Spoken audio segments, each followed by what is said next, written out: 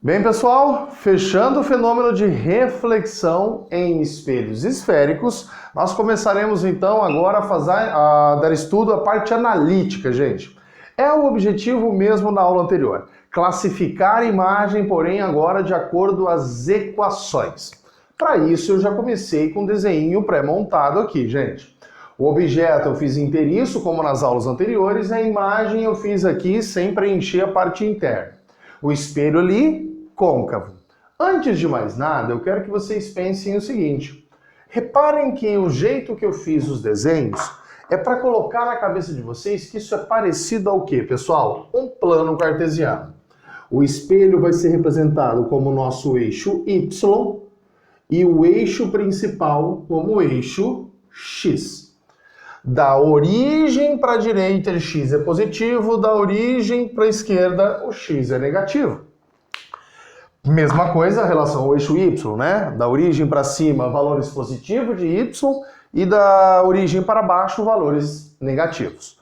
Mas como vão ser as variáveis que vão mostrar esses sinais? X positivo, x negativo, e o y positivo e o y negativo, gente?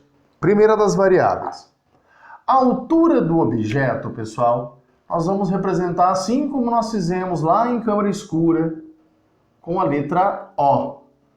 A altura do objeto.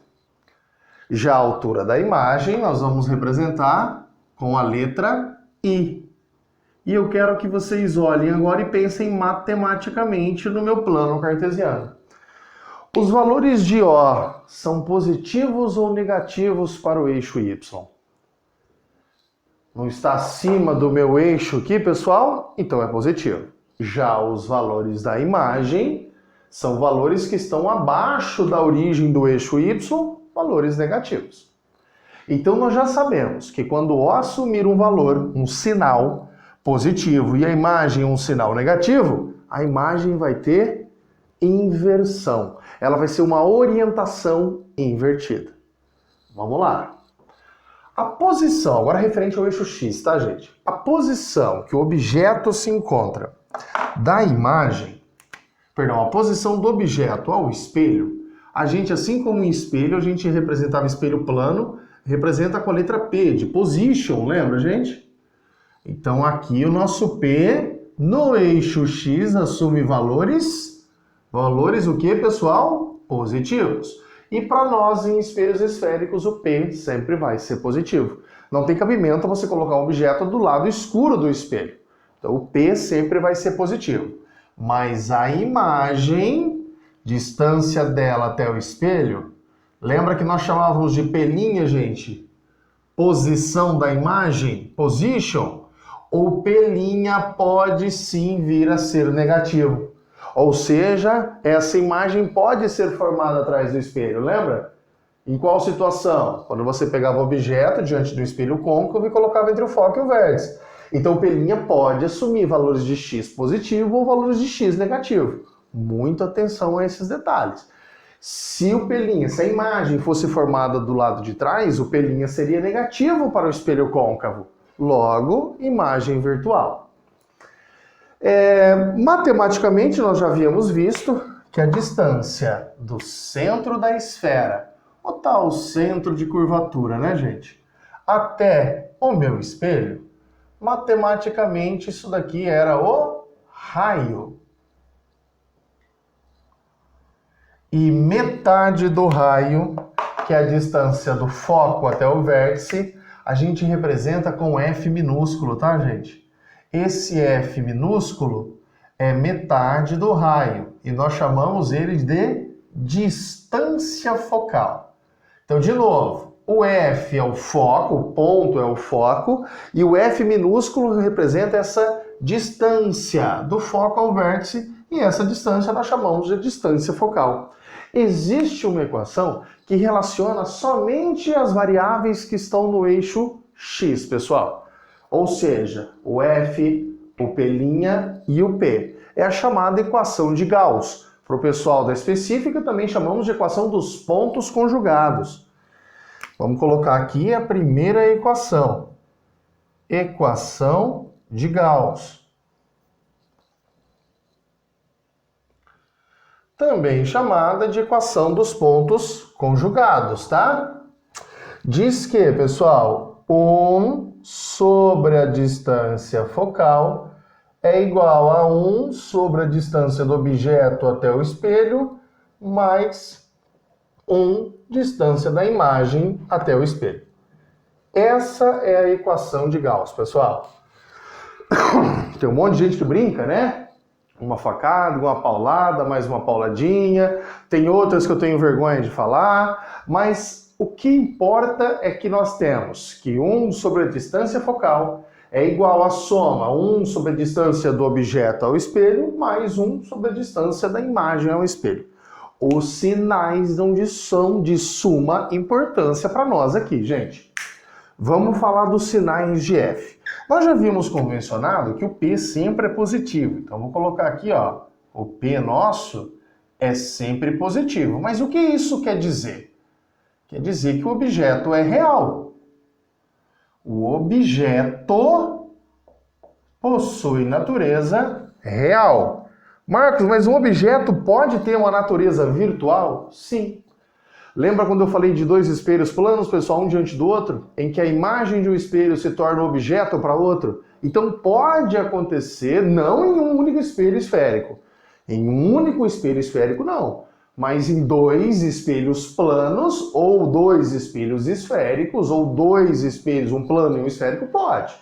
Mas aqui só espelho esférico, o nosso P sempre é positivo. Agora vamos falar do P'. Isso é muito importante. Se o P' for positivo, começamos a classificar a nossa imagem.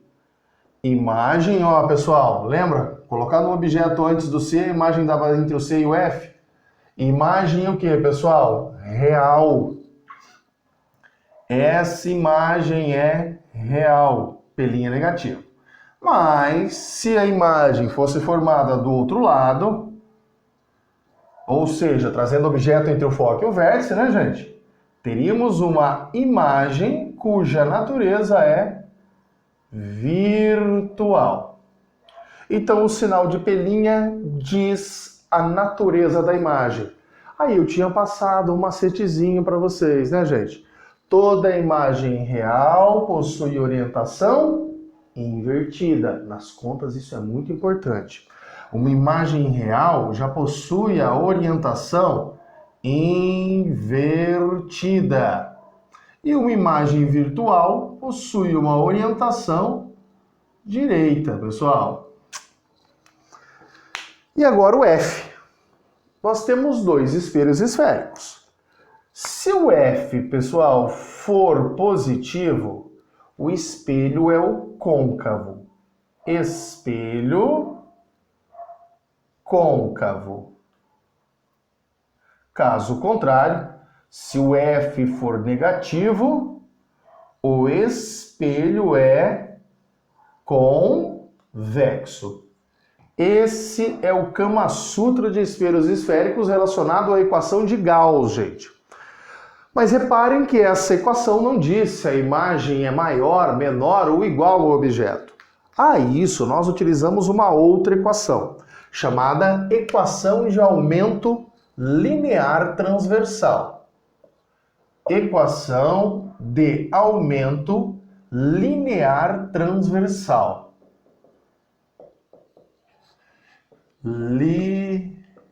Linear transversal.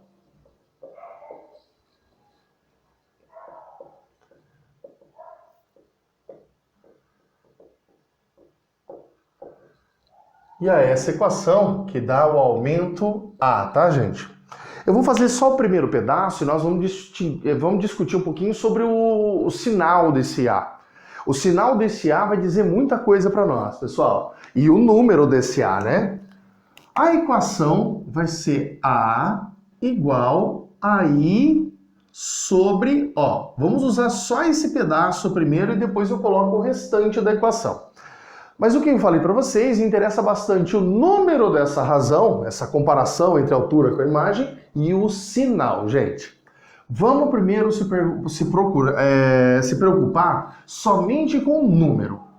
Vamos ver se o A for menor, o módulo de A, né? Só o número menor que 1. Se o módulo de A for igual a 1. E se o módulo de A for maior que 1. Eu quero que vocês olhem essa situação. Vamos começar pelo meio, que é mais fácil. Que jeito que esse A dá 1, pessoal? O módulo, só o número dele. Que jeito que o A dá 1? Quando a imagem é igual ao objeto. Se esses dois aqui forem iguais, o A é positivo. Então, imagem de dimensão, de tamanho, igual. Que jeito que esse A dá um número maior que 1, pessoal? 2, 3, 1,5, 7. Lógico, quando o I, o numerador, for maior que o denominador. Nessa situação, teremos uma imagem maior. E que jeito que esse A dá um número menor que 1, gente? 0,9, 0,8, 0,7. Menor que 1 é se o I for menor que o objeto. Imagem de tamanho menor.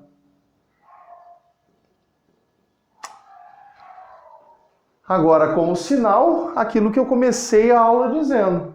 O O aqui não tem sinal positivo, gente, porque está no eixo Y para cima, e o I não tem sentido para baixo, número, né, com valores negativos.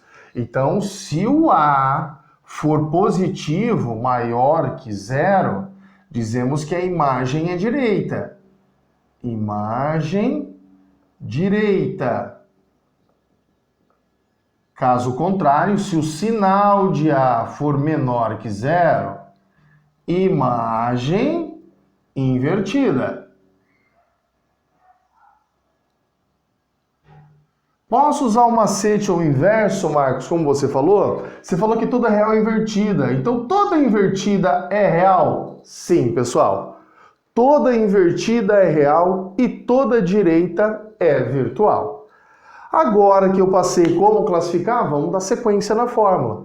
Pessoal, essa fórmula também pode ser utilizada como menos P', distância da imagem a um espelho, dividido por P, ou ainda um jeito fácil, um jeito de dar uma estilingada em exercícios, pessoal.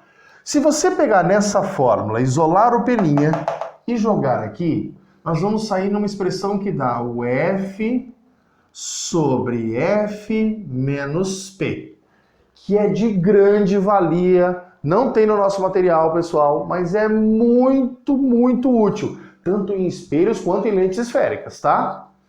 Ou, se você isolar o P nessa fórmula e jogar aqui, você vai sair nessa outra relação. F menos P' sobre F.